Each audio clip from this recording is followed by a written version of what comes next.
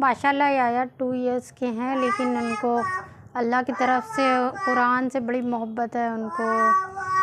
God gift है एक तरह से। अब ये इनका गेम है, मतलब जैसे बच्चों का होता है कि बच्चे खेलते हैं, तो इनको जो है ना इसी में ही इंजॉय करते हैं। ये कुरान पढ़ना इनको बहुत मज़ा आता है।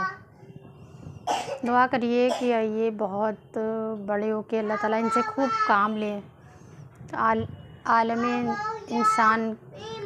आलम इस्लाम के लिए बहुत बड़े, मतलब अल्लाह ताला उनसे बड़े बड़े काम ले, दुनिया और आखिरत में कामयाबी अता फरमाए। कितनी मेहनत कर रहे हैं आप? तो बहुत मेहनत कर रहे हैं तिलावत करते करते, इतने छोटे से बच्चे। 2 इयर्स का बच्चा तिलावत कर रहा है माशाल्लाह से। उसको इतना पसंद है तिलावत करना, अल्लाह की तरफ से उसको इतना शौक़ है।